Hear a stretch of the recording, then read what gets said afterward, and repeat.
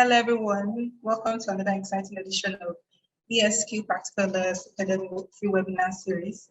We are glad to have you here today. My name is Tushila and I'm the Administrator and Head of Trainings at ESQ Trainings Limited. At ESQ Trainings Limited, our mission is to expand the frontiers of continuous professional learning.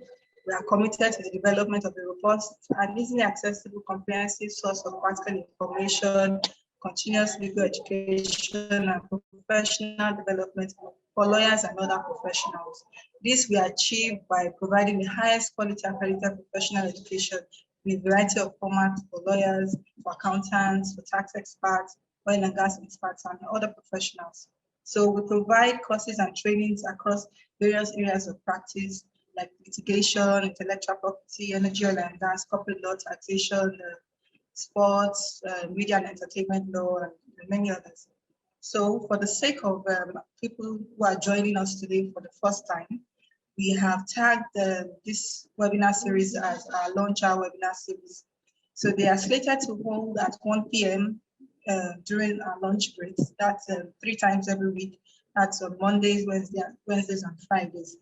However, because of our Muslim participants, our Friday webinars hold at 11 a.m. So I also like to inform you all that all our previous webinars are on our YouTube page. That's my ESQ Legal. Just type my ESQ Legal on YouTube. So you can go there, you can watch all our past webinars. And while you're there, please subscribe to our YouTube channel so that you can get notifications of our new uploads. So we also have a number of upcoming trainings. At the moment, training on mining agreements is ongoing. In fact, it's midway already. We also have other trainings. So if you want more information about any of our trainings, you can send me an email. Just send it to odachulanke@esq-law.com. So the topic of today's webinar is trademark prosecution, recent updates and challenges. We'll be looking at the trademark filing and prosecution support service and also we'll be having case studies as well. So on our panel today, we have, is yet to join us, but we have Folarian, he's a partner at Truman Rockwood Solicitors. We have Applicant, she's an intellectual property practitioner. Toluola is a senior associate at Jackson T&D. Busola Beckinson, she's a senior associate at Olanuwa Jai Open. And Frances Obiago, she's an associate at Alex. So seasoned facilitators will be discussing today's topic very extensively. So if you have any questions while the webinar is going on, please type them in the Q&A, or you can raise your hand and you'll be allowed to speak. So going right into it, we'll be looking at maintaining and enforcing trademark rights. First, that'll be the first point of call, and it's supposed to be taken by Folarian and Tolu. So since Tolu is here, we can start with you, Tolu. So, Tolu. All right. Thank you very much, Tosin. Good afternoon, everyone. I'm so pleased to be here this afternoon and to be taking this session. So I'm going to be looking at how to maintain and enforce your IP rights. I'm going to share my screen shortly. So we are discussing this afternoon about trademark prosecution, recent updates and challenges, and I'm specifically going to be focusing on enforcement and then how to go about brand protection and enforcement, basically. So this is how my presentation is going to take place. I'm going to be very fast. I think I have 15 minutes. So talk about the introduction, trademark prosecution, the life cycle in Nigeria. I will not go into details because I know one of the panelists will speak to that. The issues and challenges in terms of processing your recorders, your brand protection, your trademark enforcement, and then I will go into the recent execution now in Nigeria. So we're going to be looking at the Trademark Tribunal that deals with the opposition, and then the IP online platform, and then the brand protection.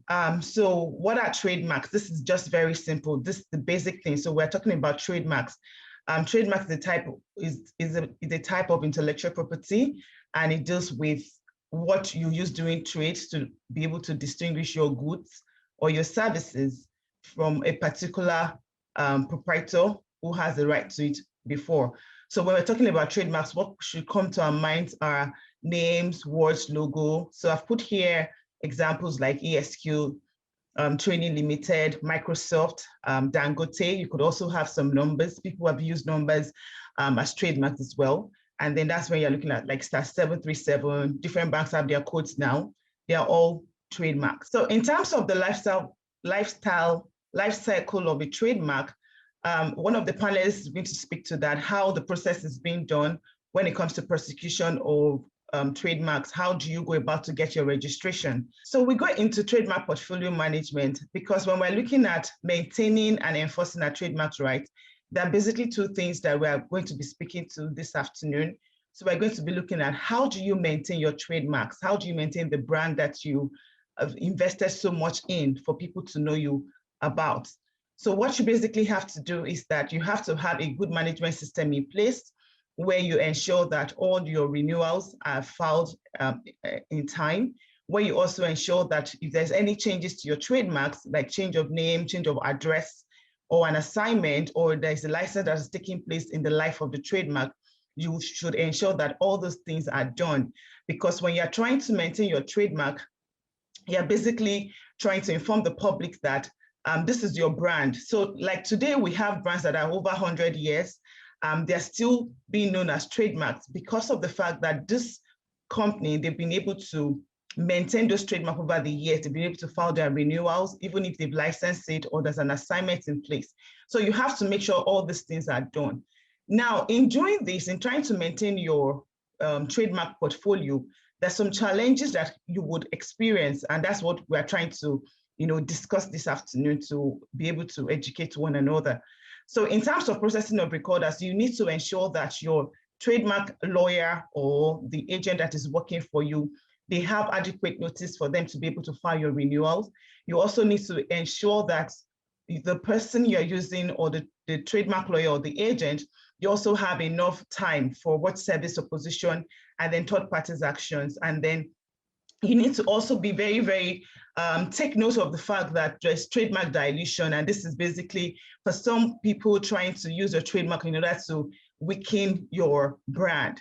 So those are trademark dilution. So you have to make sure that you are aware of anything that is happening. Most times, trademark lawyers or specialists ensure that this is done. So they look out for your brand, they look out for your logo, they look out for anyone that is trying to dilute or weaken the distinctiveness of your trademark. So in doing all this, usually we are called like portfolio managers, or it's not really an account officer, but these are the people that ensure that your brand that is protected over the years is taking place. And even instances where you want to maybe try and maybe you are going to be acquired, or your company is merging with another company.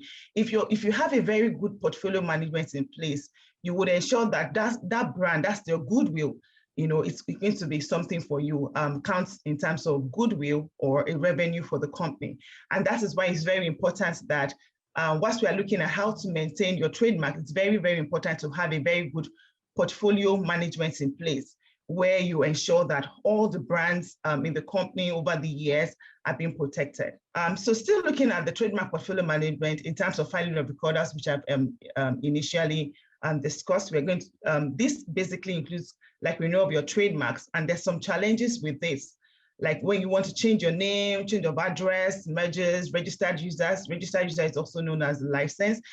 So this is a situation where you feel that a part of your brand is not being used and you see another company that can make use of that. So what you do to them is that you license that of the trademark to them. So that's actually called registered user. Those are the terms used in trademark prosecution.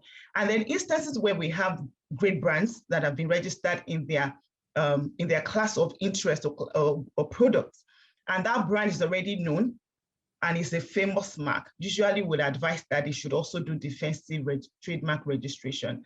So let me give you an instance. We all know Rolex. So Rolex has been registered in their class of interest, and then the law actually provide that they can also register in all other classes, that's from class 1 to class 45. There are basically some few challenges that can be obtained in the process of doing that. And that's when we are looking at the technical challenges, maybe payment through the IPO portal. Sometimes maybe they have a downtime and they're unable to pay, or late issuance of certificates where you are trying to get the certificate out from the certificate issue. You also have errors on those certificates. So that is basically when you are trying to maintain the trademarks. Now we're going into brand protection. So like I said, that my topic is to look at how do you maintain and how do you enforce your rights. So now that your trademark has passed through the rigorous process of getting registered, which is what we've discussed, you have to now keep watch to prevent impositors from sabotaging your mark or destroying your goodwill. So imagine if you've invested so much in trying to protect your brand, and a lot of people already know you with your brand, and then by the side, or you realize that someone else is trying to infringe on that brand. So what do you do? How do you protect your brand? What kind of protection is available for you? How do you enforce those rights to ensure that your share of profits is not reduced? Because what happens over the years is that after your mark is registered, after you've maintained it, and then you are not enforcing or you're not trying to watch out, you find out that your share of profits is being reduced. And by the time you realize, it might be too late. And then you have to now, maybe probably put through your nose to be able to ensure that you have the right protection. So this is where there's a need for brand protection. And that's what I'm going to be discussing now. So when we're talking about brand protection, there are basically different types of how this can be done. So in terms of counterfeiting, I'm sure that counterfeiting, you must have heard about what counterfeiting is, but I will just, explain to you what counterfeiting means. That products which do not originate from the trademark proprietor, they are being sold in the markets and using this trademark without authorization. So we all know, like MAC powder, and then someone else trying to mark its MAC, and so someone is trying to do MAK, and counterfeiting or using that brand. We can also have instances where we have rogue websites, website that is not their own. They can put mark.com.ng, and then the true proprietor is actually mark.com. And so they are using that to be able to gain advantages or reduce the share of profits of the owner. Also, we can also be talking about trademark squatting. And when we're looking at this, we're talking about situations where an authorized person is in a situation of, so they go ahead and register a trademark that doesn't belong to them. So Zara, maybe Zara is coming to Nigeria now, and then I go ahead and register Zara as my own brand. So when Zara comes to Nigeria, they're unable to register because, of course, there's a similar mark on the register of the trademarks. So what happened in terms of trademark squatting is that being an unauthorized person that is going to register that trademark ahead of the true owner, I would then request for settlement of financial gain. So that's trademark squatting. Social media impersonation is more like counterfeiting. The only difference is that this is being done on the social media networks like Instagram. See a lot of people complaining today that their brand is being used by someone else, someone is trying to impersonate their logo or their name in order to be able to divert consumers or customers to their end. And trademark dilution is the use of well-known mark in a way that weakens its distinctiveness. We also have parallel importation, the importation of goods into a country without the permission of the trademark owner. So we have seen instances where we have international brands that are being sold in supermarkets and other big markets, but they do not have that brand in Nigeria. They've not established in Nigeria. So what has happened is that the goods have come into the country through parallel importation. So what are the brand protection strategies you should watch out for in order to be able to enforce your trademark? So there are basically 4 things I'm going to be discussing in terms of detection, enforcement, reporting, and defensive trademark registration. I think I've mentioned defensive trademark registration and what it implies, but I will also go into details as we are discussing. In terms of detection, for you to be able to enforce your trademark in Nigeria as of today, you need to have a very good IP specialist or practitioner that will watch out for your trademark with journals. So we all know that trademark journals is being published, which I'm sure you will be able to understand when the procedure is being explained to us. So you have to ensure that you check the trademark journal at every intervals when the journal comes out. So look out for a mark that is similar or identical to your brand. That way, that is what I've labeled detection, because it's until when you realize that there's a mark in the trademark journal that is similar or identical to your trademark, that you take the next steps in trying to ensure that that mark is not registered, because the trademark journal give the public the opportunity to be able to oppose any mark that is similar or identical to your trademark, or you feel that it's of interest to you. So that when the journal is published, you have 2 months, statutory 2 months for you to be able to oppose. Another way you can detect whether your mark is being infringed or your trademark is being directed, conducting periodic market search. So what do I mean by this? We know trademark fair, there are big markets today. So what you can also do is to ensure that you have people on ground that can do market survey for you. So they go into the market and check whether there's any mark that is similar or identical to your brand, or that's even something that it's in the pipeline. You've not produced that product, but you just see it in the market. You can also do a domain name search. So what we've seen over the years in my year of practice is that people go ahead to register trademarks as a domain name. Let me give you a typical example. So we all know Coca-Cola. Coca-Cola is the big brand. Everyone knows Coca-Cola.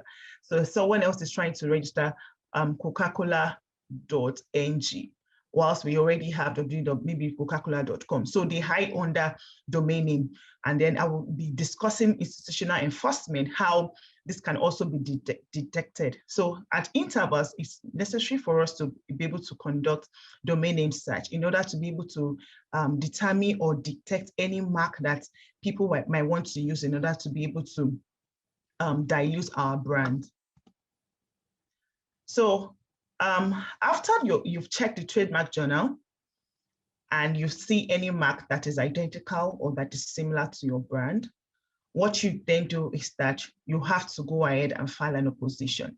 So I will take us through the process of the opposition procedures, because this is very important. By opposing that mark, what you are trying to tell the applicant of that particular trademark is that this trademark doesn't belong to you, this trademark belongs to me. So when you file your notice of opposition, you must ensure that your notice of opposition is filed within 2 months of publication. The 2 months is non-extendable, and it's a statutory timeline. So it is served on the applicant, and the applicant also have 1 month, non-extendable as well, for him to be able to file the counter statement. When the counter statement is filed, the opponents would also file a statutory within 1 month of the counter statement. These timelines are very, very important, because once the timelines are missed, it simply means that you might not be able to enforce your trademark. Then you have to take the other alternative, which will probably be by going to the court. But this process of opposition gives you opportunities to be able to enforce your trademark rights as early as possible, and it might not even lead into court action. So once the statutory declaration is filed within 1 month of the counter statement, the applicant then files the statutory declaration in response, and then the opponent files reply to the statutory declaration, and then further evidence is being filed. Then there will be a notice of hearing will be given by the registrar. Then you file and adopt your brief of argument, and then we'll go into ruling by Trademark Tribunal. It's interesting to know that as of today in Nigeria, the Trademark Registry has started producing copies of opposition rulings, which has also helped to give us a precedent for cases and for you to be able to see how cases are done. So you can actually look out for that. So if you are not satisfied with the Trademark Tribunal judgment, you can appeal, and that appeal will be to the court. So if you are not satisfied with the tribunal, it can be to the court. Now, apart from Trademark Opposition Tribunal, which gives you opportunity to be able to enforce your trademark rights. After registration, like I earlier said, that once you register your trademark, the question is, how do you enforce your trademark? And the only way you can enforce your brand against any counterfeiting, against trademark dilution, is for you to be able to watch out for journals that are published in Nigeria, so that you can inform your lawyer or your agent for them to be able to file an opposition against the brand. The next type of enforcement that can be done is court enforcement. And what do I mean by this? So initially I stated that it's either you oppose the trademark whilst it's published, or you go to court. And then what you can do with court is filing a trademark infringement action in court. It's very important to know that if you do not have a mark that is registered, it might be very impossible for you to file a trademark infringement action. So trademark infringement action is only possible where the applicant has a registered trademark. So it's when you have a registered trademark, you can then file a court trademark infringement in court. So what you do at that stage is to be able to gather enough evidence. Once you gather enough evidence, oh, okay. So I think my time is running out. Okay, so once you gather enough evidence, you can only file the trademark infringement action in court. That's the Federal High Court. And then the remedies available for you is either you have an appeal order to stop them, an interim injunction to stop the production of that product, or damages. So the institutional, there are also some institutional framework that is also possible, that has also helped or provided by the federal government to be able to give us enough options for us to be able to enforce our trademarks. And these can be seen in different agencies of the federal government, which is Federal Competition and Consumer Protection, where the Commission prohibits misleading use of trademarks, and they give you the power. They have the power to search and see such products after obtaining a warrant. The Company and Allied Matters Act 2020, that's the latest new act. The Registrar General of the CAC is also empowered to direct a company or business name to change its name, or if it's similar to a para-registered trademark. So these are the different kind of enforcement measures that has also put in place by agencies in Nigeria.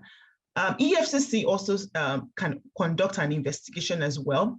And NIRA is the Nigeria Internet Registration Association, where you can lay complaints about trademark infringement. And then that goes back to the domain name search that I stated initially. We have Standard Organization of Nigeria as well. And then we also have the Cybercrime Prohibition Act of 2015, which actually gives a criminal enforcement that where a party knowingly make use of trademark on the internet without the proprietor's permission, the person can be convicted of not less than 2 years imprisonment or a fine of 5 million naira. So at least this gives brand owners or trademark owners to know that there are provisions for you to be able to enforce your right. And so the general remedies that I've initially explained. Then in terms of updates for Trademark Tribunal, like I mentioned, so we have now at the registry the Trademark Opposition Tribunal, which started back in 2019, even though there's still some lapses here and there, but I can say that it's actually a great relief to practitioners today, because we know that trademarks can be enforced. So thank you very much for your time. I hope that I've been able to dissect and discuss this topic, and also to be able to let you know that there are laws backing enforcement of trademarks in Nigeria. Thank you very much. Thank you very much for that very wonderful presentation. Okay, I have a question for you, but I will come back to you. But let me just quickly take following on the presentation, then I will come back to you with my question. All right, thank you. Okay, all right. So you can go ahead with your presentation now. Thank you very much, Tosin. Just to do a quick sound check, I guess my mic sounds okay. Yeah. Yes, we can hear you. Okay, thank you very much. Thank you very much, Tosin, and good afternoon, Tosin. Good afternoon, panelists. Good afternoon, everybody. Very nice joining. So the topic or the conversation I've been asked to drive, is maintaining and enforcing trademark rights.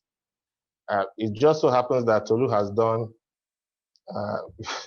she has flogged the topic, and I don't know where one should start, end from, but I think I'll just quickly speak, generally to that topic, and then we'll see where the conversation goes from there.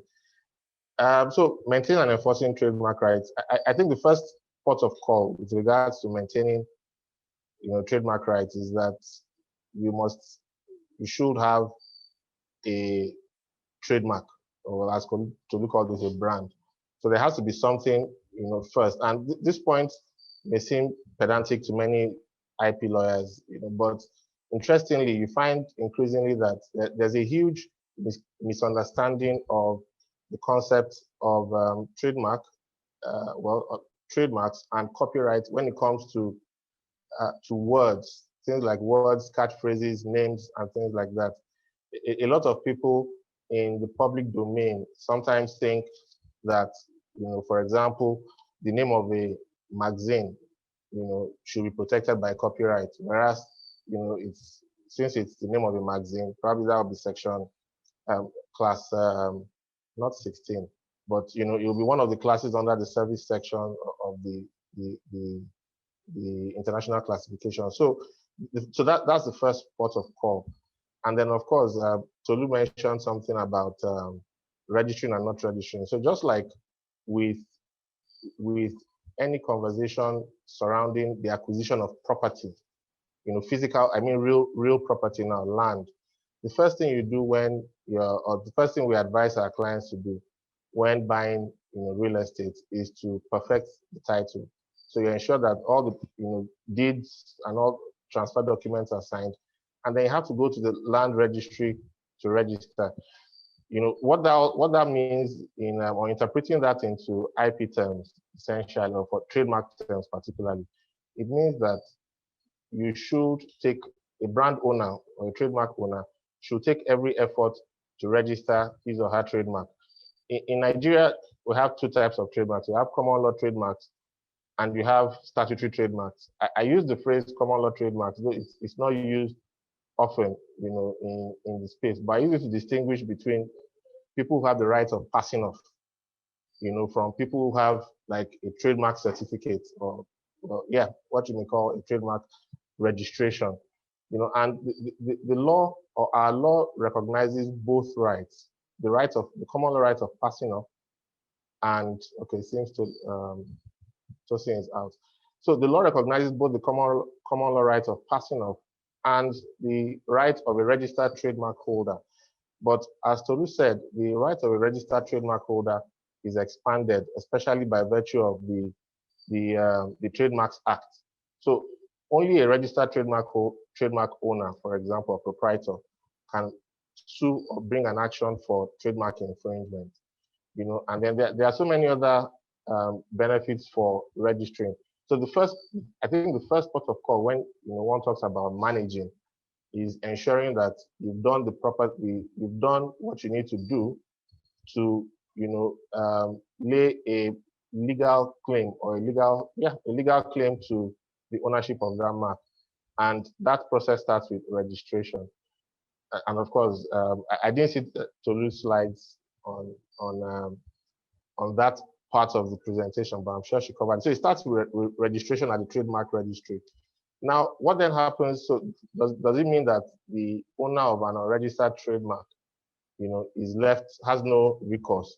No, the law does protect. In fact, the Trademarks Act also provides certain what you may call remedies for the unregistered owner of a trademark whose trademark has been registered. And so there are several remedies ranging from rectification of the trademark register, and you have instances where there are two concurrent similar applications, section 13, I think, 100 versus Registrar of Trademarks, and so on and so forth. So the law protects the owner of an unregistered trademark. Now, one of the implications of being, of registration has to do with filing an action in court. What are the damages that you can claim, in court? And as Tolu said, Section 251 of the 1999 Constitution, as amended, gives the Federal High Court the exclusive jurisdiction, to determine actions relating to federal enactments, pertaining to trademarks, copyrights, patents, designs, and so on and so forth. What that essentially means is, that if you're bringing an action that is not founded or not based on a federal enactment, so for example, like the Trademarks Act, for example, you can't go to the Federal High Court. So the Federal High Court cannot be or should not be the appropriate venue. You have to probably go to the High Court of your state. Presumably, it's a residual, it falls within the residual jurisdiction of the state. So that's the first. I mean, there are several other benefits. Another benefit is that a trademark, the evidential value, I'm sure we're talking to lawyers, so the evidential value of a trademark certificate, is very high. What the Trademarks Act says is that there's a presumption that you are the owner of the trademark certificate.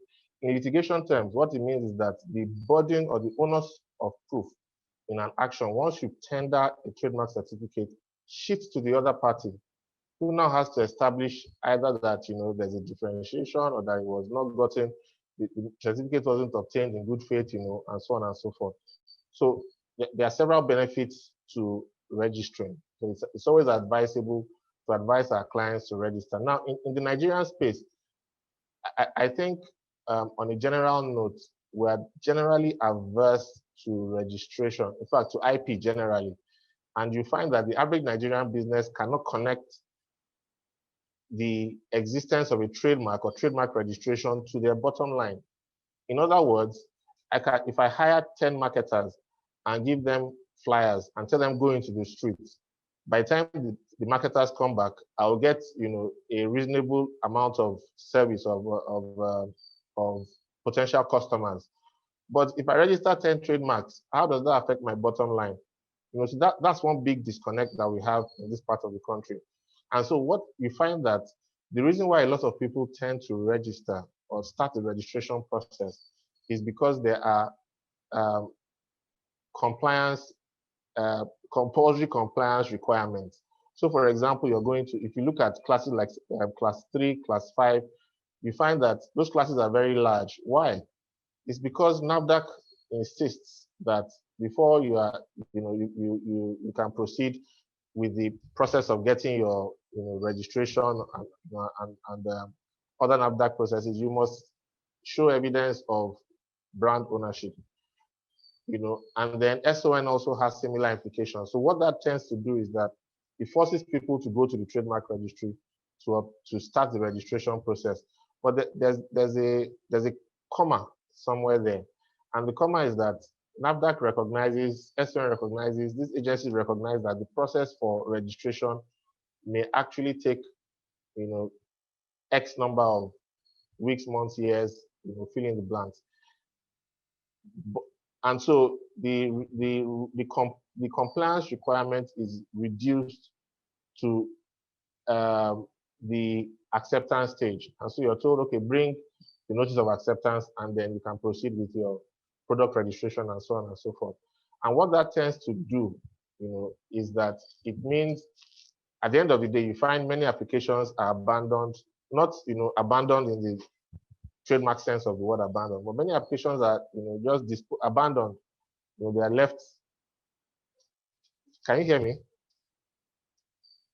Someone is saying she can't hear me. Many applications are abandoned, at the acceptance stage. And so sometimes it goes on, the marks are published the applications are published in the journal, and then nothing happens again. Nobody takes them on to the next stage of applying for the certificate and so on. And so I think that's one major issue. The fact that many Nigerian businesses, especially SMEs, don't see that connection between trademark ownership, brand registration, trademark ownership, and their own bottom line. And what it says is that we also don't recognize, there is what it means for me, one of the implications is that we don't recognize the significance of our trademarks or our IP as assets, and so SMEs, and of course, many Nigerian businesses are losing out on one major component of potential capital, injection into the business. And so I said all that to say that, in terms of the benefits of registration, there are several benefits. And the first step with regards to managing your trademark or your brand is ensuring that, one, you've done your registration. And then two, once registration is done, the trademarks don't last forever. Every good thing comes to an end, and trademarks inclusive. So trademarks have to be renewed, and just like what's it called, with regards to real estate, every year one is required to pay some type of ground rent, occupiers fee, and so on and so forth. With trademarks, there's a renewal fee that is required to be paid, periodically. And so what that means is it's important. It's not just enough for a trademark owner to say, okay, I've registered a trademark, I have my certificate, now we can go to sleep. You have to also ensure that,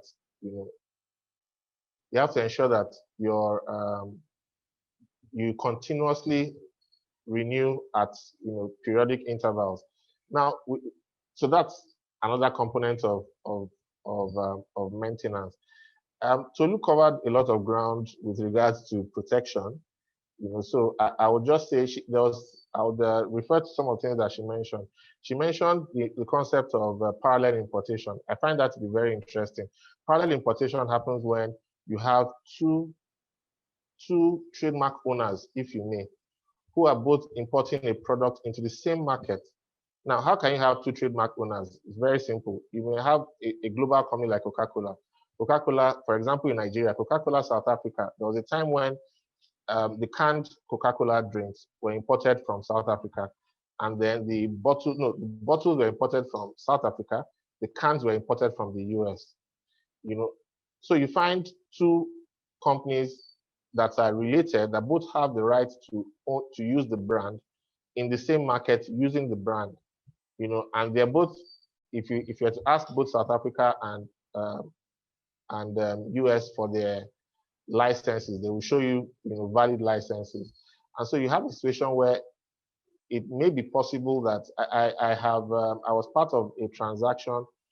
It was a medical trademark, it was a medical brand, and my client had obtained an exclusive license, but somewhere along the line, some things happened, and then that particular person licensed another, a third-party provider who started to roll out the product, and supply. There were supplies to, I think, the Nigerian army or so, and so what you have is two individuals who have licenses from the trademark owner, or who are licensed or authorized to use that particular brand. And so the question is, how do you resolve that? And so I feel to a very large extent, parallel importation can easily be resolved, with the original trademark owner. Everybody goes to a table and sits down, to discuss. Some other trademark disputes cannot be resolved amicably, like that. And so you will have to initiate, one of the procedures in court, either in court or at the Trademark Registry. But I can see that someone will be talking about trademark prosecution, and filing. So I'll leave that out. Yes, but I think I'll wrap up by saying monitoring or managing and protecting your trademark is a continuous process, and that's one of the reasons. I think that's for me, that's one of the services that lawyers can offer to clients, in terms of helping them monitor the space and, ensure that there are no similar infringements. Tolu talked a lot about reading up on the trademark journal, monitoring applications in the trademark journal. I know some law firms are very protective of clients' trademarks. And so some law firms offer watch services, for example, and notify foreign trademark owners when maybe there's a mark that is similar to a well-known mark, and so on and so forth. So I think to a large extent, vigilance is the name of the game when it comes to trademark protection, because like any other property, you know, your trademarks are valuable, and so they should be protected in the same way that we will buy third party. We don't, well, some people might buy, if you buy an expensive car, you probably would not want to use third party, you know, insurance, you know, to insure the car. So to cut a long story short, it's a constant, the process of managing and protecting is constant, is continuing, and vigilance, you know, is the watchword. And I think to a large extent, there's a lot of value that lawyers can add in this space. I hope I have done justice. I try to keep to time. Thank you very much, Tosin. So you're muted. Tosin, you're muted. Sorry about that. Okay, thank you so much. You kept to time. In fact, you kept right on time. So thank you so much. So I'll quickly ask you for Larry. So we know that trademark registrations can be riddled with a lot of obstacles. And like you mentioned, many people start and then they just abandon their application. Some not because they want to, but you know, because of all the obstacles and them not being able to meet some of the requirements, or you know, the requirements being, you know, they perceive as being difficult, you know, and all of that. So, as you know, as a firm, how do you overcome these obstacles? Now, talking from a practical angle.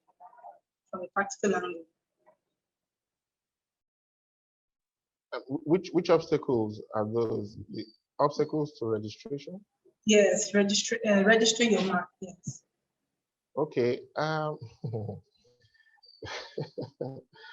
Toby is laughing. Well, we all know how the registry is. There are actually many obstacles. I think it's just a function of the Nigerian factor. First and foremost, well, I mean, if I were to look at this jurisprudentially, you know, well, let's say from a practical point of view, the first obstacle would probably be the willingness of the client to proceed to you know, apply for the certificate.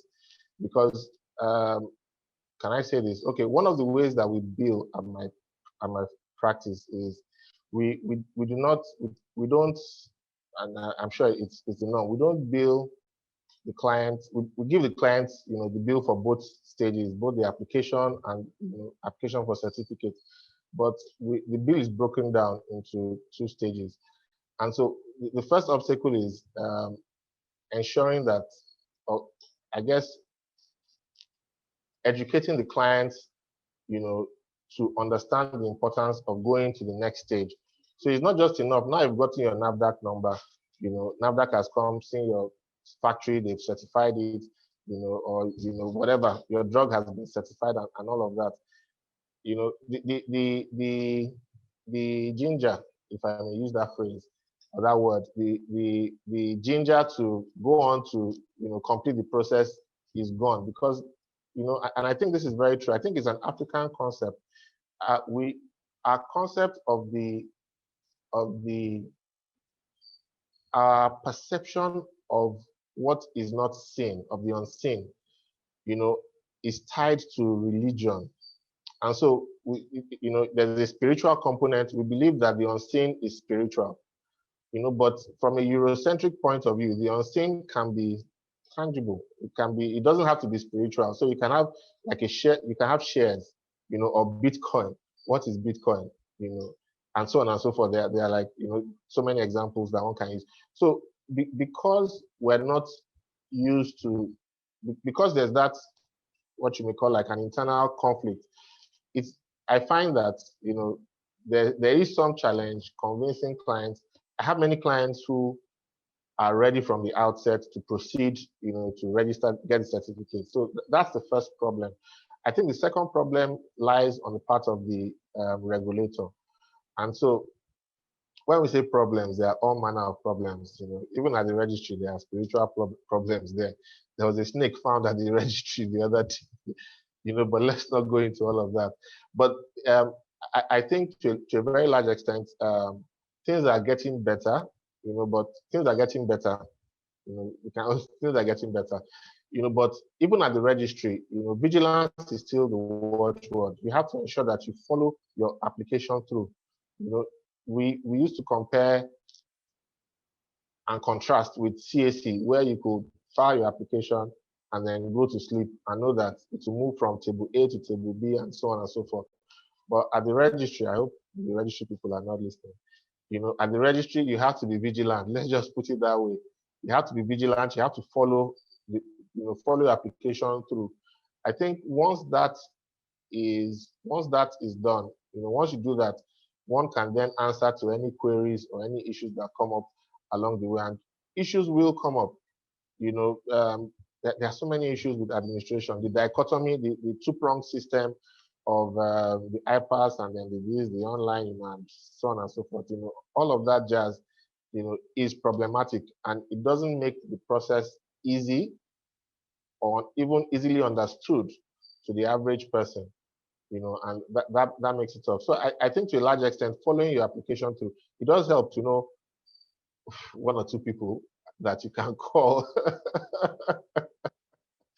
That does help, but nothing beats, being on ground, following your application through and just seeing it through.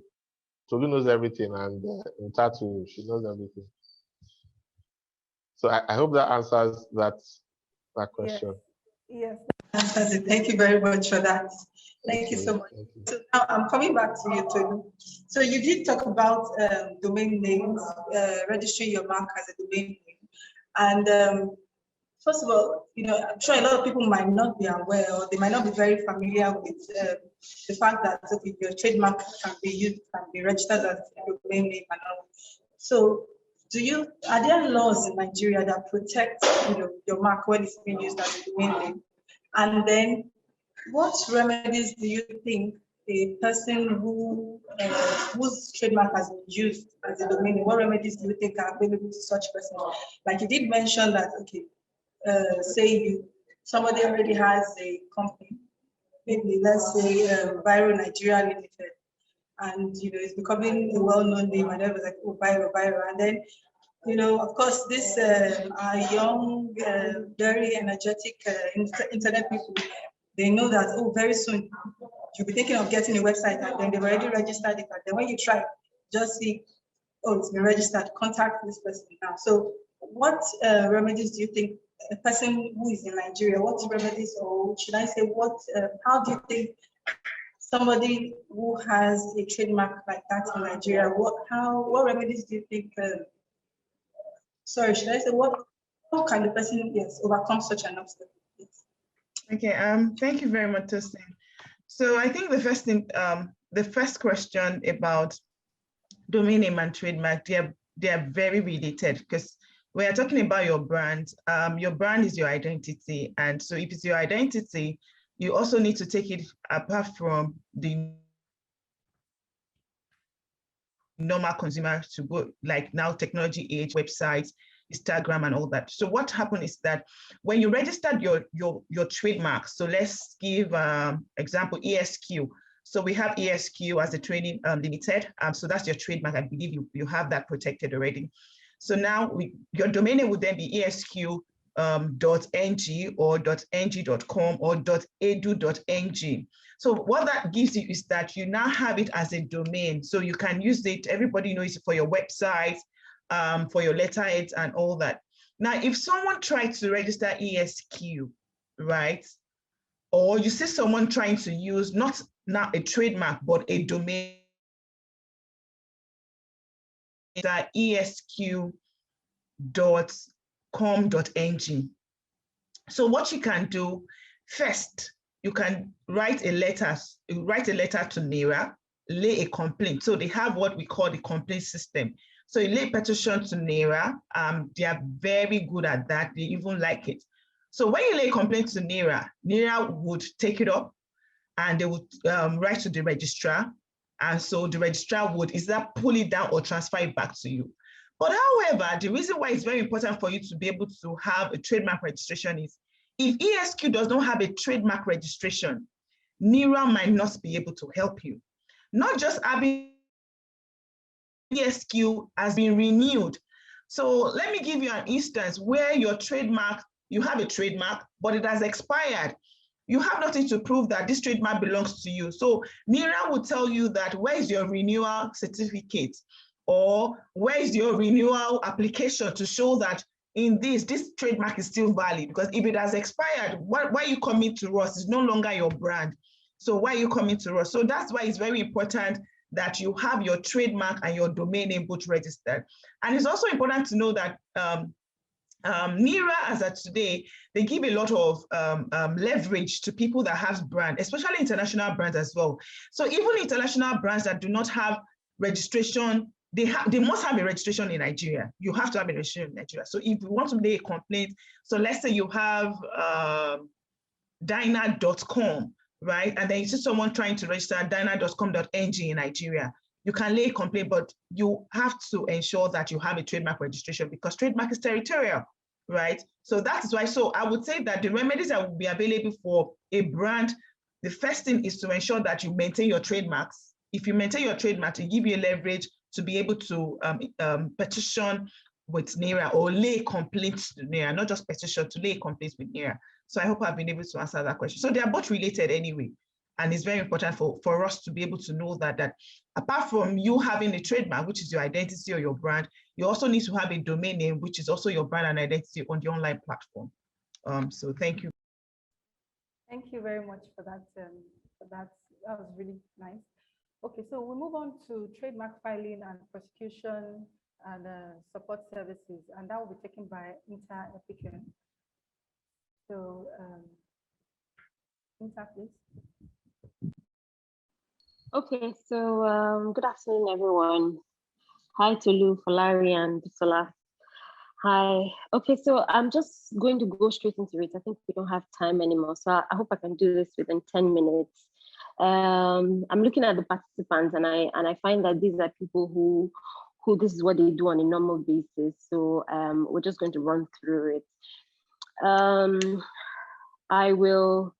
just have a discussion about it, like Falari did, because first of all, I would say that there is need for there to be specialization. So if we all specialize, then you're not going to, first, they say our market is not deep enough for specialization, but I do not agree, because I'm sure Tolu will agree with me that even if in a whole, this is all we do. This is all we do. IP is the only thing that we do, and we're too busy. In fact, if we even just take just trademarks in itself, 1.5 hours is not enough to actually say what we do, because it is a lot. So I'm going to run through trademark registration from point A, from the beginning to the end, but trust me, sometimes it takes you 10 years, which is not, to say that it is a normal thing to do, but even within the 12 months period, which, the registry says we should be able to register our marks in 12 months, but it is a day-to-day job.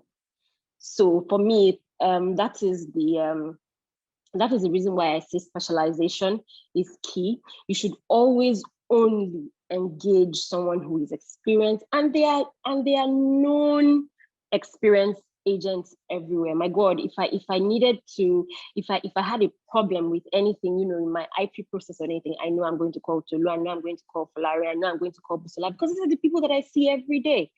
So I guess this is just, my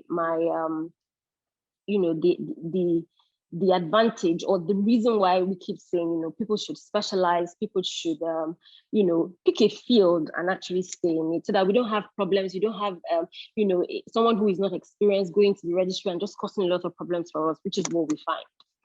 All right, so let me just go through it. I'm going to really focus on, because I said that this 15 minutes is not enough to take us through this process, I'm going to focus on just one aspect of the registration process, which is the search. It is important to carry out a search.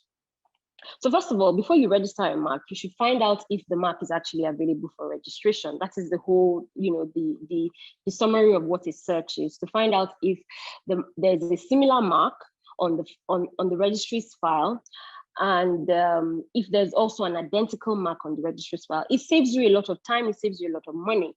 If you find that there is something similar, of course, we all have examples of similar things. My name is Nta.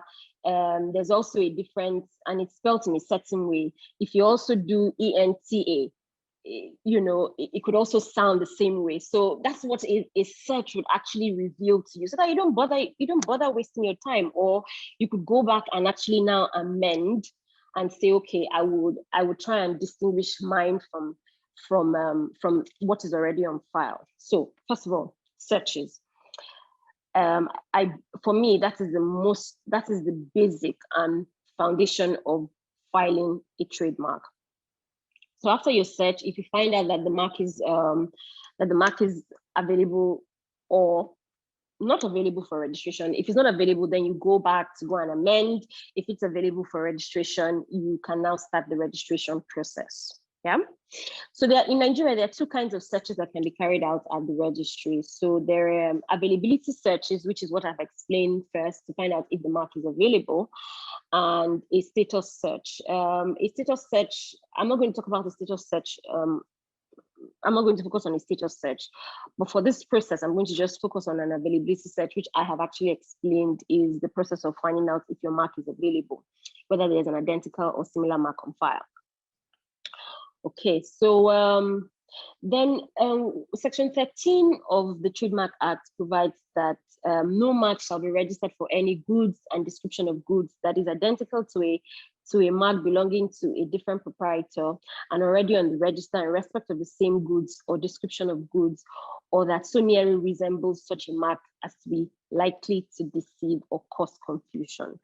I guess this is the whole, this is the legal backing of everything about, owning a trademark. So basically that provision says that the registry will not grant, shouldn't actually, because we've seen instances where it has happened, shouldn't grant to any two proprietors the same mark. Basically, that's what the whole process should be, because a trademark is a mark that differentiates one person's goods. So my mark should differentiate my goods from the next person's goods. So really, that's what a trademark, the purpose of owning a trademark. So after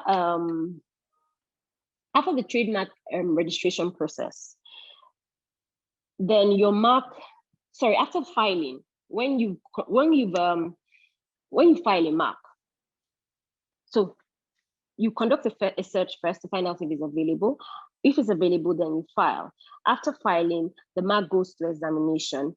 And in my experience, we know that the whole examination process starts with the search. So even if you've conducted a search at the beginning of, before you file, your mark will still go to the search officer first before it is sent to the examining officer. So the search officer is going to check the database again to find out if there's a similar mark. It's a more comprehensive process. Then after that, it goes to the examining officer, and then the examining officer is going to examine it, to find out, to ensure that it does not offend public policy. Basically, for me, I've always just felt that the whole examining process is about finding out if there's a similar mark or if there's an identical mark, which is the reason why I say that carrying out a search is the most important part of the whole registration process. When we find that the mark is free, there is no similar mark, there is no identical mark, then the mark will be accepted. I always tell my client that it is accepted for publication, not accepted for registration, because it can be accepted, but then when it goes to the next process, which is the opposition process, I could come up to say, for whatever reason, someone can oppose your mark. And so even if I've told you that your mark has been accepted for registration, but it could be still opposed. So for me, I just tell my client that your mark has been accepted for opposition. After that process, once the mark is published, for for 2 months. It gives the public, the general public, an opportunity to either provide reasons as to why the mark will be registered. And if there's no opposition to your trademark, then your mark will now be registered. This I have been able to explain in less than 5 minutes, but trust me, like Polarin said, it is not that straightforward in the practical sense of it. There are lots of things that go in between all of this, you know, as straightforward as it seems. There are lots of things that go in between this process that makes it not so straightforward, which is why, like I'll say, all of us here have jobs. All of us here make money. That's the whole reason. So as straightforward as it seems, it is the reason why we make money, because from the process of your mark being filed and getting to the examining officer, there are some things that are not seen. Of course, I'm not saying it's a Nigerian factor. For me, in my experience, I found that I can't file a mark and go to sleep. No, I'm sure Tolu doesn't do the same, and I'm sure Busola doesn't do that. I'm sure Falari doesn't do that. You know, you can't just file a mark just once you upload it on the online filing platform and then you go to sleep. No, you can't do that. You ensure that it passes. The registry will tell you that, oh, we'll examine your mark within 6 weeks. That's not true. It's not true. For me, I would, once I file, I'll send my mark, I'll ensure that it has gone to the search officer. Once it goes to the search officer, I will ensure that it has gone to the examining officer. Once it goes to the examining officer, I will ensure that my mark now goes to the opposition unit for it to be published. When it is published, I will ensure that it goes to the next clearing officer for my certificate to be issued. And trust me, that is not straightforward. So I guess I've been able to take us through the whole trademark registration process, but I'm going to conclude by talking about the importance of maintaining a register. So we all know that the registry has, I'm sure all we practitioners have seen instances where one mark has been given to different proprietors. Nigeria operates a first to file system, so it's always important that you file first. Yeah. So, but we've seen instances where one mark in the same class has been given to 2 different people, and that's where the confusion comes in. It is not supposed to be so. In an organized, you know, and a well-organized society, it shouldn't be so. No one mark should be given to more than one proprietor. So, but we find that this happens in our system. So, which is why, for me, the most important thing is having a database. So, for people who deal with, who have a large portfolio of marks. So, first of all, there's some marks there's some names that my clients will come up with and say, oh, I want to file this. Even without conducting a search, I can tell you that no, don't. It's not going to be available, because it is experience. Experience has taught me that, you know, there's some marks that don't even bother, it's not going to be available, you know, and I think that brings us to the issue of distinctiveness. Yeah. So the trademark registry says that your mark must be distinctive before it is registered. What does distinctive mean? Distinctive means Section 9 of the Act says that for the purpose of this section, distinctive means adapted in relation to the goods in respect of which a trademark is registered or proposed to be registered, to distinguish goods with which the proprietor of the trademark or may be connected to the course of trade from goods in the case of which no such connection subsists, either generally or where the trademark is registered or proposed to be registered, subject to the limitation in relation to use with the extent of the registration. Okay, so I'm just going to break this down in simple terms. In simple terms, that means that your mark must be unique. It must be unique to be able to differentiate your goods from another person's goods. That's basically what it means. And sometimes it is the reason why no one proprietor can own a certain name in a class. So, for instance, I want to register bottled water. You should be able to distinguish. You can't own the word liquid for water. No, it is not distinctive. For me, that's the first example that comes to mind. So distinctiveness just means that your mark should be unique enough to differentiate your goods from another person's goods. I'll just conclude by saying that okay, so the next, we've talked about the whole process of registration. Basically, like I said, search, examination, publication, and once there's no opposition, then you're going to have a trademark. Basically, that's what it is.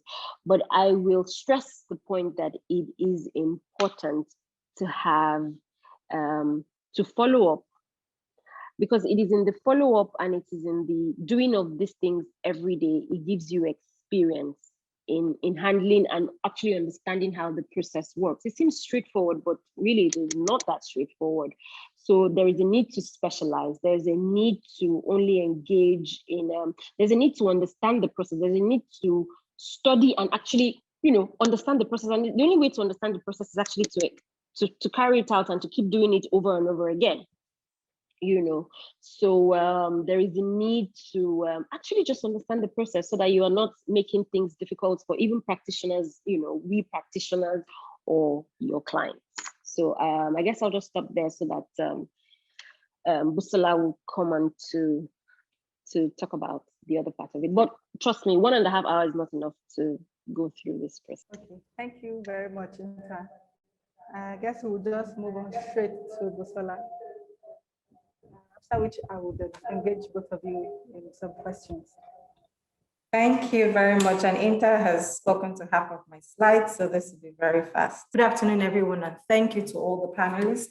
Even as a practitioner, I've learned 1 or 2 things from my colleagues, and I'm sure you have as well. Quickly, I'll be talking about the common issues that arise during the process of filing. And what I've done here is I'm going to put us in the shoes of brand owners and examiners. Recently, I had a knowledge sharing session with examiners in Botswana, and it was obvious that as practitioners, we needed to understand the minds of the examiners. And even when we're discussing with our clients who are brand owners as well, we need to, kind of have that hat on rather. And then even when, and as brand owners, if there are any brand owners on this call, we also need to be able to enlighten them when it comes to trademark filings, patent filings or design filings. We all know how important registering our trademark is. If you're a brand owner or you're an examiner, if you've put a lot into a brand, it just makes sense that you entirely take steps to own that exclusively against third parties, against infringers, against anyone. It is important that you take those steps to protect yourself. And for me to now say I have this exclusivity, or I can allow my client, I can give my client this exclusivity, there are hurdles that you have to go through. And one of those hurdles definitely will be applying for that trademark. And whilst you're applying, sometimes it might not be a straightforward process at all, just like Inta said. And I'm glad that she I said she already spoke to half of my slides. I'm glad that she truly talked about that it's not as straightforward as you might imagine. It can be a very difficult process if it's not properly done. Sometimes if it's properly done, it can still be a very difficult process. So as examiners and as brand owners, remember I said that we're going to wear both hats today. What should you have in mind when you're taking steps for your client or you're taking steps as a brand owner for yourself? So now we're wearing the brand owner's hat. If you're a practitioner and if you're a brand owner, this is good for you. Inter again, still, I said it, trademark attorney, it is so important. And not just you getting a trademark attorney, a specialized one. I always tell my clients or my friends that I understand that your uncle is a divorce lawyer and it's very easy for you to get a pro bono when it comes to intellectual property, or your friend took a semester of intellectual property in school, that might not be a good idea for you. And because Inta has talked about this, I'll just give you a quick case study about even when practitioners make a whole lot of mistakes. So constant practice and constant going through this process is very important. If you're a practitioner here or you read up on stuff, you would have heard about the Rolls-Royce and the Volkswagen case, where Rolls-Royce was going to sell some of its intellectual property, its real estate, a whole lot of things to Volkswagen. And Volkswagen got it for about £430 million. But guess what didn't happen? Rolls-Royce PLC that was in that deal didn't own the Rolls-Royce Mac. The Rolls-Royce Mac was actually owned by Rolls-Royce Motors. So during the due diligence and all of that, even though they transferred all the crew engine, the spirits, the grill, the grill and the Rolls-Royce and all of that, guess what wasn't transferred? What wasn't transferred was the Rolls-Royce name. So even though the Volkswagen had all of that to use, they didn't have the name to put on the cars. What is the point of acquiring Rolls-Royce for £430 million? But guess how much Rolls-Royce Motors sold that name to BMW? They sold it for just about £40 million. So you should just imagine how due diligence in getting an expert to look at your IP is so important to a transaction. So it's not even just getting a trademark attorney at all, it's getting one who is specialized and has practiced like everyone on this call over the years. So it's important for you to do that. Search, as a brand owner, Inter touched on this as well, and I think Tolu as well touched on this. It's important for you to conduct a search. And beyond conducting, or rather, before you even start to think about conducting a search at the Trademark Registry, a desktop search can just be all that you need sometimes. So we all know Kim Kardashian, or some of us do know Kim Kardashian. She was going to start a lingerie line and a Spanx line and the likes. And immediately before she, went to register or whatever, she already started putting out the name, kimono everywhere, social media going viral. And the Japanese came for her to say, no, you can't call your lingerie kimono because that's like our staple traditional outfit. We all know the kimono outfit.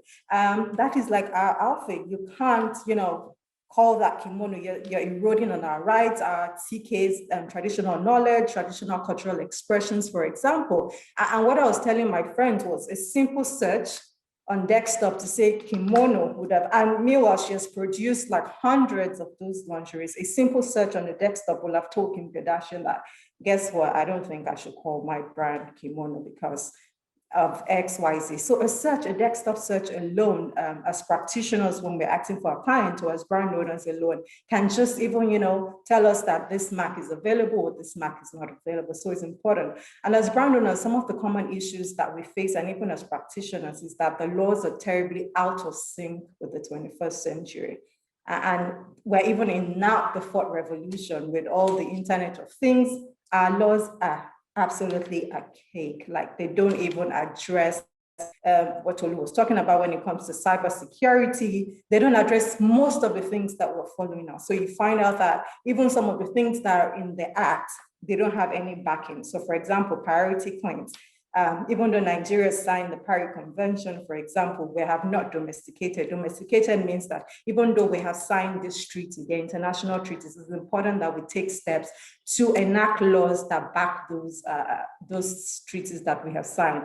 All of those haven't happened. So people can come from anywhere, claim priority, but what's the legal backing for the priority that you have claimed? So the laws are so archaic, and there's so many steps that have taken, Tolu is part of E-Plan, for example, that they have taken, Inter is part of MBS. Well, I know there's so many steps that have been taken just to ensure that these laws are brought up to speed with international best practices. But we all know the country that we live in, they rather go against people for cryptocurrency and the likes. So we just continue to pray.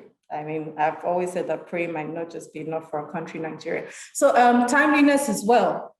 Timeliness is so important. Those are some of the common issues that you face. So if you are doing a due diligence, for example, you understand that my client's mark needs to go through to all the process Inter mentioned earlier, and I need this registration certificate so that this measure can be completed. But we all know what it is at the registry and the issues that we face as practitioners and as even as brand owners, that timeliness is not one of their strongest virtues. So there's so many things, so many delays. So if this kind of issues can be resolved, it will not be one of the things that we'll be facing, but sorry to announce that is one of the things that we face now is timeliness.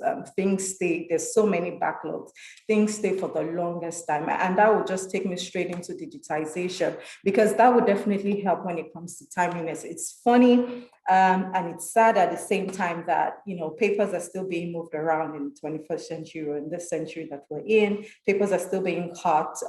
Things are done manually. Searches are conducted manually. So even if you search this today, we always give a caution to our clients that this is not accurate in any way. Don't even take this as foolproof at all. You might come tomorrow and hear that, oh, actually that mark was registered before you. So digitization would really help if your process of filing, it would, but that's not the case in this instance. So things are still conducted manually. And so those are some of the common issues that, you know, we face as practitioners and as brand owners when you're filing at the registry. So I'll go straight to when the heart is examiners. And it's important that as practitioners, we do this. And even as brand owners, you understand this. Some of the things, it's not having a distinctive trademark. This can be an issue for you when you're filing an application. And it's best that instead of you to expend all the energy and all the funds and then to find out that my mark is not distinctive in any way, just like Inter mentioned and read out section 9, I'll just take it a bit further. And what are they looking at when they're talking about distinctiveness? It's just on two grounds. It's on an absolute ground and on relative grounds. When we talk about the absolute grounds, really, there are about 4 or 5 things that can show the strength of the mark, and that's when the mark is arbitrary. And what does arbitrary mean is that it has no common meaning in the relevant jurisdiction. So, for example, you can use apples for phones. Apple is a fruit. It's an ordinary English name, but when you use it for a product like technology, it has no direct reference or meaning to that, the characteristics of that good. So it is a mark that can fly. And when you talk about a fanciful mark, that's a mark that is fanciful, that's been coined. So Google for search engine, for example, it's a mark that was coined. So that is very distinctive on its own. And then you now start moving to suggestive. For example, suggestive, it might in a way suggest the character or quality of the goods, but it's also distinctive in its own right. So if you look at Netflix, for example, it's online, it's Netflix. The flicks will be the flick, like a movie or a comedy, but when it doesn't suggest that it's a streaming platform. So that makes it suggestive, but in its own right, distinctive. And then you move to the ones that are truly, truly not distinctive. And that's a generic mark, for example, that it can be used in the customary language of the relevant jurisdiction. So, and generic, for example, can be in 2 forms. So it can be a mark that was distinctive earlier on, like escalator. We'll say escalator, but escalator was actually someone's mark before they did nothing about it. And people it became synonymous to the goods or the services. So it's important for us to note that as well when we're speaking to our clients or as brand owners, that we have to watch out for our marks so that they don't go generic. So a case in point might be Omo for detergents in Nigeria. Indomie, for example, for noodles in Nigeria has the potential of going generic.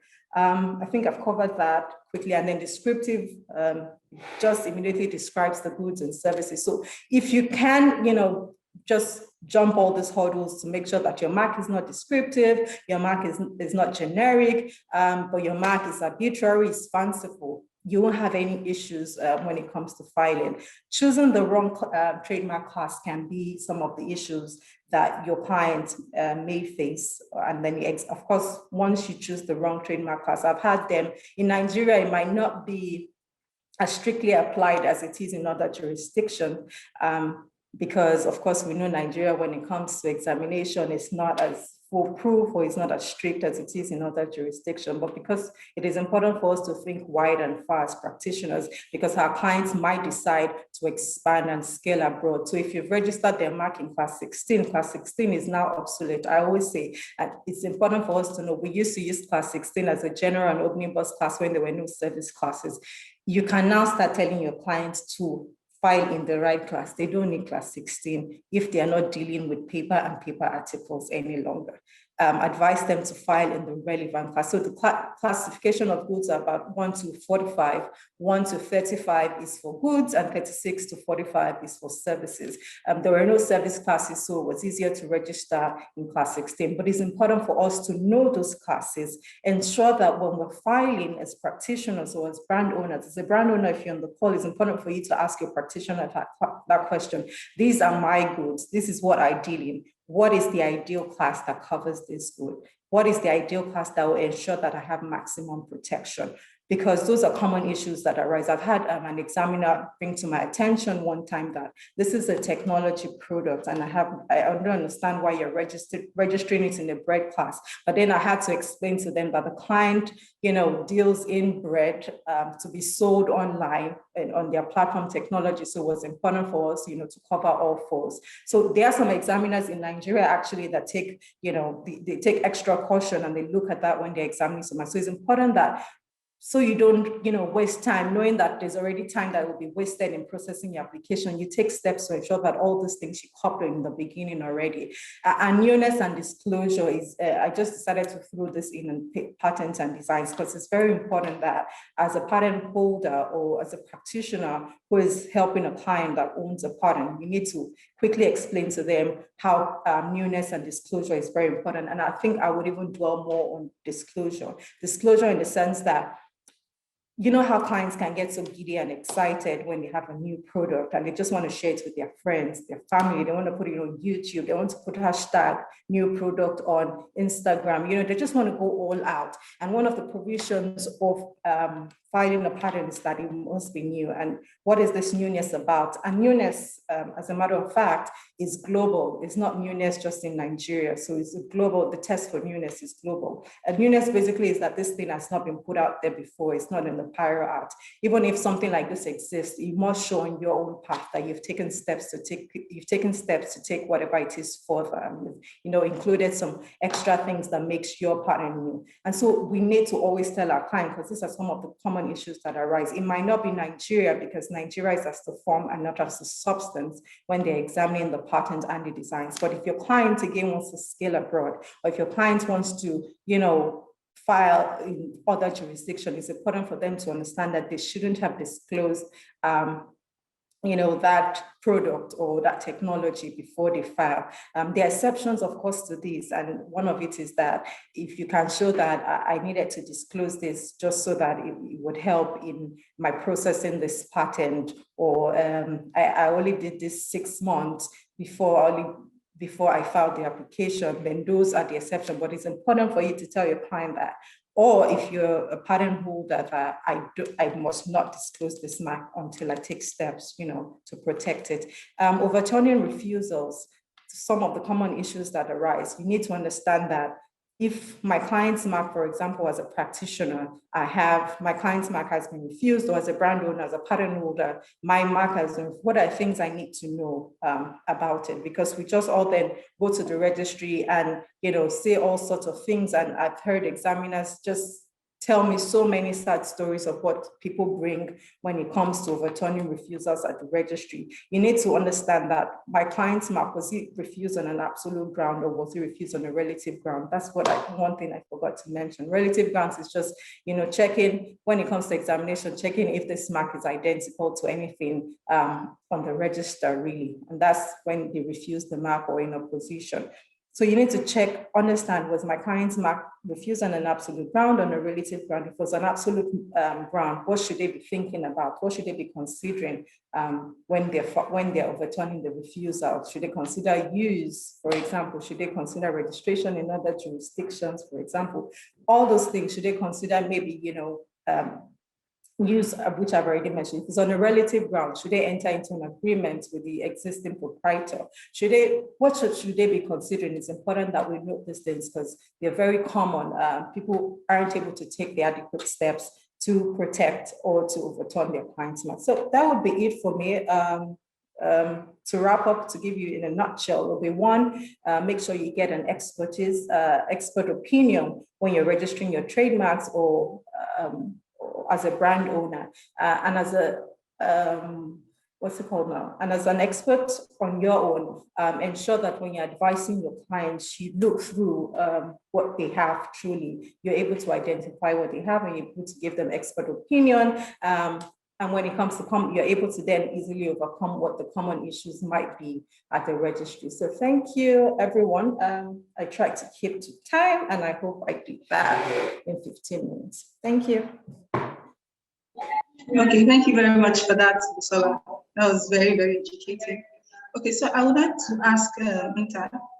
Okay, so we know that there are a lot of bottlenecks when it comes to registration of marks. So what do you think can be done? If you were to advise regulators today, how would you advise them?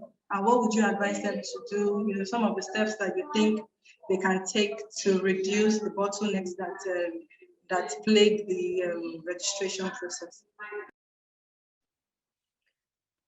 Okay, so if I understood your question correctly, it will be I'm advising the regulators, so I would answer for regulators and I'll answer for practitioners. So for regulators, I will say what they should do is to make the process more transparent, and they should have a database that is up to date. So by saying the process to be more transparent is, I shouldn't have to speak to an officer to get my mark examined. I shouldn't have to speak with the examining officer to get my mark examined. And if you say process more transparent, you should tell me that if I file my mark today, then it's going to be examined within the next within the 4 to 6 weeks period. Then it should be examined within the next 4 to 6 weeks period.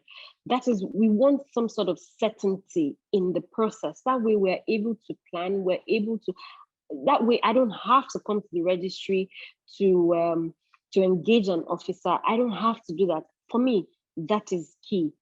Keep a good, an up-to-date register and make the process more transparent. That's for on the side of the regulator. Then on the side of the practitioner, you should stop promising your clients the impossible. That's what brings a lot of problems. Stop promising the impossible.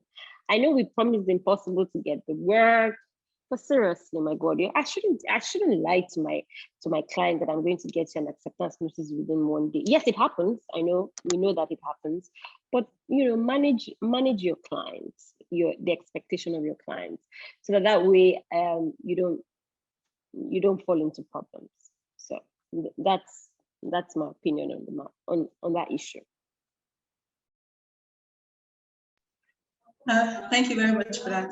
Okay, Busola, I will ask you, how can one manage bad faith registration?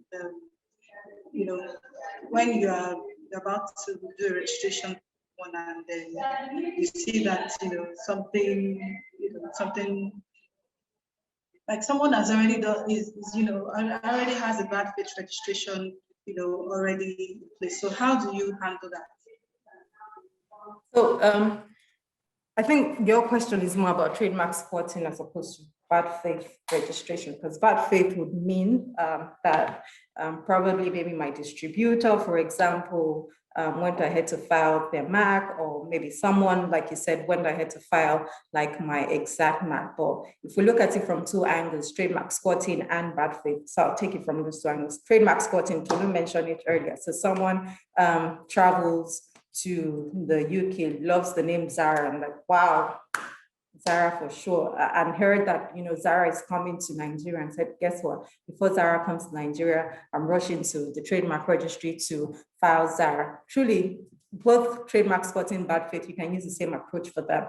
And that is basically, if Zara then comes to Nigeria, in some other jurisdiction, they recognize well-known marks. So it is easy for you to say, I can come under the well-known provision to say my mark is well-known, I can support evidence of true proprietorship, I've owned this mark for X amount of years, I've put in good use in this jurisdiction, and even in Nigeria, maybe I've used, you can show use in various other ways. If you have distributors, if you've advertised, if your website can be accessible in Nigeria, those are ways in which you can actually show that you have used this mark over the years. If someone is quoting your trademark, for example, or has registered your mark in bad faith, if it's your distributor, for example, that is an easier step for you. You can take steps to show that this is my distributor. Of course, they have allowed them access to use of this mark, but I have not allowed them access to register this mark. So it is important. So those are different ways in which you can show that someone has registered your mark, or you can defend the use of your mark being squatted or a bad faith registration. So it's by you showing evidence of use, it's by you showing maybe registration in other jurisdictions. And yeah, you can write to me and I can advise you further. Okay, thank you. Tolu, I want to ask you. So we know that litigation generally takes a long time. Do you think that having a tribunal, purposely for trademark issues, trademark-related issues, or alternative dispute resolution, do you think it should something that we should be looking into, in the trademark industry? Okay. Thank you very much, Tosin. So, well, with respect to dispute resolution, I think now, because of the situation of things, a lot of applicants, especially when it comes to transaction, they are looking at going through the alternative dispute resolution. So they have those clauses in their agreement. And then also WIPO, World Intellectual Property Organization, is doing a lot in that respect to ensure that applicants, when they have issues, they resort to mediation as opposed to going to court. But however, I would say that when it comes to infringement actions, usually it's courts that would give you that remedies you really, really want, except if the client or the applicant or the parties, they decide to actually settle out of court. But in an instance where your brand is out there and the person has really diluted your mark to the extent that it has affected your market share, I'm not so sure whether the arbitration is what would help you out in that instance, especially instances again where the international brand do not have registration in Nigeria. So you're looking at person of action, it's still a person of action in court. But I can say that there's a lot of development with respect to arbitration now for intellectual property.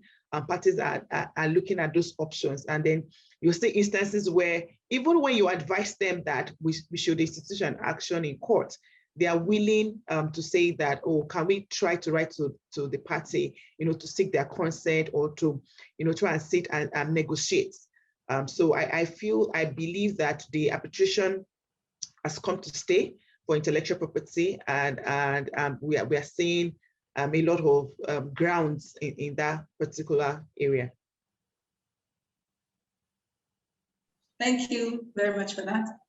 All right, just before I ask my last question, I noticed that there were some questions asked, but I'll just read them out so that all the participants can hear the questions and also hear the answers. So someone said, how much should a lawyer charge? Okay, is it just me? But I think that there's something wrong with Tosin's audio. Yeah, we've lost her. Yes. Okay. I wonder if the question, the person can send in the question again. So. No, the question was in the Q&A section. Oh, okay. So if I think that was the first question, and I actually tried to respond to the person by saying this is really, really dependent on you, which for me, once you've considered the official fees, that's the most important thing. Then every other thing is really dependent on the agent. Okay, so someone was asking about patents. That are all software exempt from patent, or are there instances where a patent can be obtained for software? I'm not sure if somebody in Inter was talking about this just. Yes, so I said I also answered that, but Tolu and Busola can also add to what I have said. Says that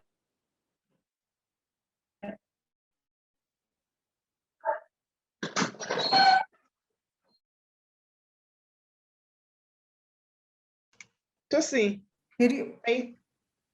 Can you hear me? Yes, we can hear you now. Okay, good.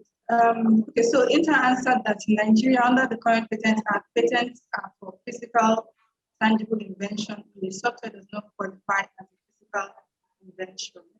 Okay, so my final question, which I would like each of you to answer, is about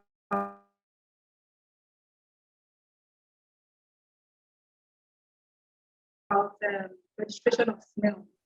So Tosin, we can't hear you though. Trademark The registration of network. smell. Can you hear me? Is it better now? We can hear you now, but we couldn't hear you before. Okay. So I was asking Can you repeat the about question? your opinion on trademark registration.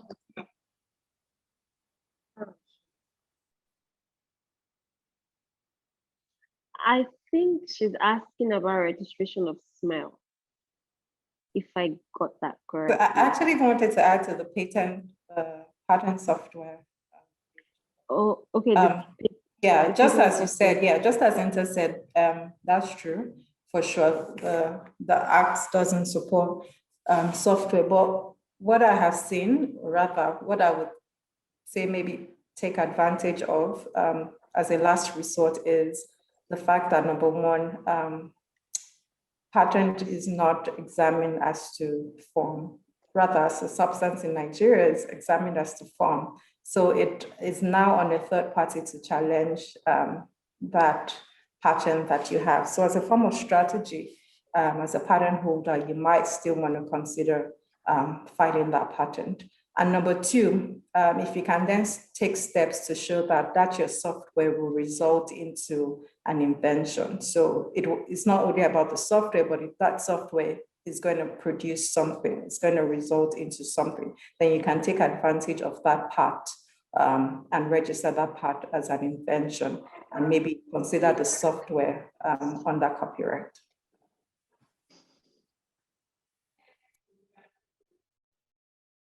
Okay. Can you hear me now? Yes.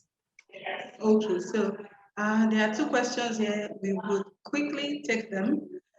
Okay, Olumide Felix is asking that what should be done in a situation where an applicant raises the issue of priority of application and acceptance of same by the registry before my client, even though my client has been issued a certificate of registration by the registry. Okay, Busola, can you take that? I'm so sorry, but I didn't hear that question. Okay, if you just open the Q&A. Okay, let me do that. The first question there, yes. The first question from yes. What should be done in a situation where an applicant raises the issue of priority of application and acceptance of same by the registrar before my client, even though my client has been issued a certificate? I really don't understand this question, but let me take it in the way that I understand. If an applicant raises an issue, so for starters, like I mentioned, priority claim is, there's a provision for that in our laws, right? And that provision is from the Paris Convention, which we signed. But like I mentioned, we haven't domesticated. And I said for a law under Section 12 of the 1999 Constitution, every law that has been ratified must be domesticated. I think it was in the case of what's this medicine and what's that FIOME case as well, spoke to this extensively in the courts.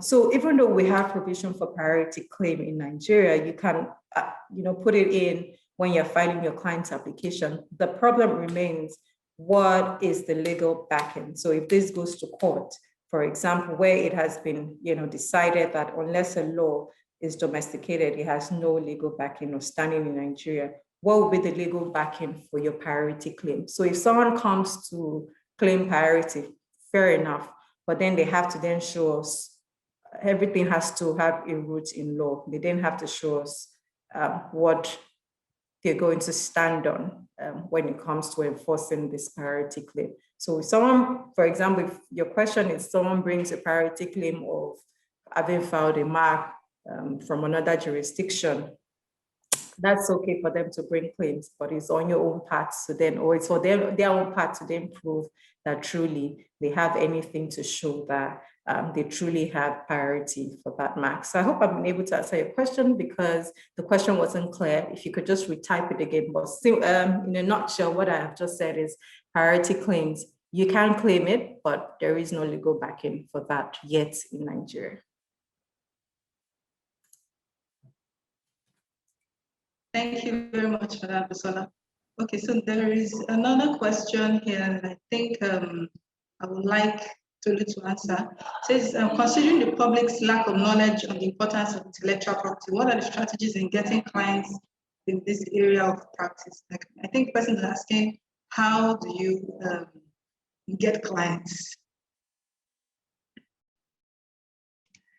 Well, that's a very interesting question on how do you get clients in this area. I think the first thing to do as a lawyer, if you're a lawyer that asks this question, the first thing to do is to educate the people that your clients generally. Educate them. So for instance, you're a commercial lawyer, even you're a litigation lawyer, and you have someone that's come to you that they have a debt recovery case and they're trying to get their money back from someone. And then you notice that the person they're trying to get the money back from has brand or has intellectual property, either copyright, patent, design. So you need to first of all understand what intellectual property is. You also need to be able to identify what type of IP will be in that transaction or anything you are involved in. So once you're able to get that, then just give knowledge, share knowledge with them. By doing that, you will definitely get clients, because if you do not engage the people you work with or transfer the knowledge, whilst we're saying that there's lack of knowledge, guess what? So people are making money from this area of law. So I think the first thing for you to do is to, first and foremost, educate the clients that you have right now that you're working with. Once you're doing this education, definitely you'll get clients that will say, by the way, I have an app that I developed last year, or I have this I want to do, or I have a playlist I've written, or a poem, how do I go about it? Or I want to assign this, I want to develop something. And then you can see that you will be able to get clients from that. But if you are not knowledgeable enough for you to be able to identify the different types of intellectual property that might be on, or in that particular case you are handling, you might not be able to get clients. So I would say that first and foremost, get enough knowledge so that you'll be able to identify, and then that way you'll be able to get clients. I hope I've answered that person's question. Yes, you definitely have. Okay, so I think there are some comments here. Someone said the software can be registered as a patent now, as the permanent secretary of the Ministry of Trade and Investment has given a waiver in that regard. Someone else said, okay, that. Can I speak to that quickly? A waiver. That's the problem that we have with service marks when the minister also introduced service marks, but there are issues to that. So waiver, but when then it's time to enforce your patent, I'm not sure a waiver would be able to be your defense, because what law or regulation enforces the minister to give a waiver? So that needs to be considered. Thank you very much for that. So I think we are done with the questions. So the final question which I asked was that was about registration of smells. This is the last question, and then we round off. So trademark registration for smells. What is your own personal opinion? Do you think it's something that should be considered in the Nigerian space? I know that a country like UK, they successfully registered some smells, and with the difficulty of not being able to describe the smell, or it can't be put in a bottle, because of course the bottle is going to spoil after a while. So you have a lot of issues that surround that. So do you think that registration of smells should be given a thought in Nigeria? Okay, so I'll just go first on this. Okay. Sorry, Tolu, let me just go first because I have another meeting. So I'll just quickly just go first because I'm going to sign out. Yes, it's innovative, but for me, because I can't hold smell and because I can't touch it. So if you go to a place, Zanzibar in Tanzania, it is where the Chanel number 5 fragrance is taken from, you know, and so I'm thinking to myself, if we were to register this as a trademark, you know, the smell as a trademark, how will it be seen? How will it be? Honestly, innovation will come, but for me, because you can't hold smell, I don't know how that will work. But we're here. We're waiting to see how that happens. So, Tolu, do you want to go? Yes. Okay. Thanks, Busola. Okay, so for me, I'm not so sure how that's going to take place in Nigeria. First and foremost, we have to have experts. I'm not sure whether we have enough experts to do that in Nigeria as of today, because we need to be able to visually represent the scent that we are speaking to. So except we're going to train people in that regard to be able to justify why that smell should be registrable in Nigeria. Where we don't have that expertise, it's just going to be a waste of time for me, because you have instances where I bring, or my clients bring a smell which has been registered in UK.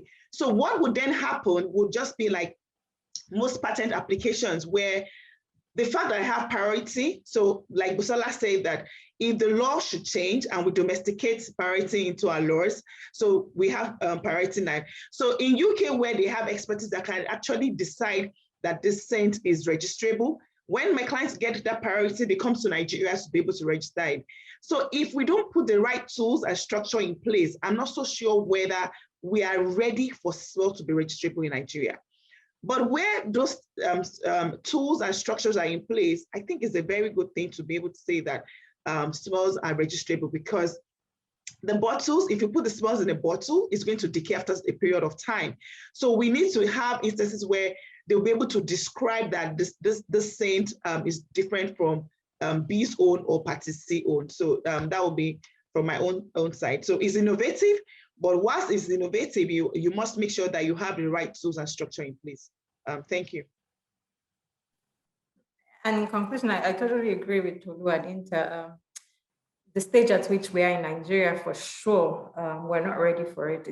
Those are non-traditional marks, and even in established jurisdictions, they can sometimes be difficult to protect. So even in jurisdictions that have them in their laws, they can sometimes be difficult to protect.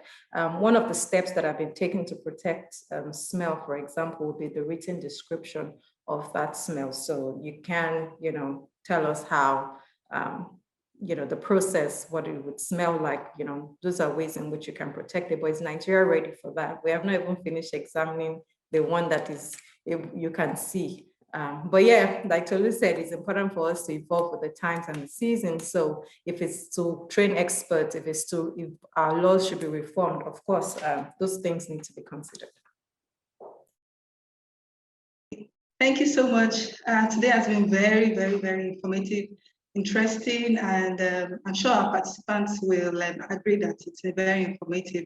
So I want to say a very big thank you to you, Busola. Thank you to Lu. Thank you to Nta, and also for Lauren. They had to step out, in the course of the webinar to attend to other things. And so we are very grateful to have had you on this panel. A big thank you also to our sponsors who have made it possible for us to provide these free webinars, talking about advocate law practice, Bloomfield law practice, ALEX. I want to say a very big thank you to them for sponsoring this webinar series. So our next webinar will be coming up on Friday, and that will be at 11 a.m. And somebody also asked if they could get a replay. Like I mentioned earlier, all our webinars are on our YouTube channel. That's my ESQ Legal. So you can go there to watch our YouTube videos, webinar videos again. And please, while you're there, subscribe so that you can get notifications of new videos that are being uploaded. So thank you all so much for being a part of it. Our participants, thank you very much for being here. Thank you, because if you're not here, we'll be talking to ourselves. So thank you also for being here. And it's been a good, very wonderful session. So thank you, Usola. Thank you. Thank you very much. Thank you, everyone. Thank you very much. See you later. Yeah. See you later. Bye. Bye. Thank you, everyone. Bye. Bye.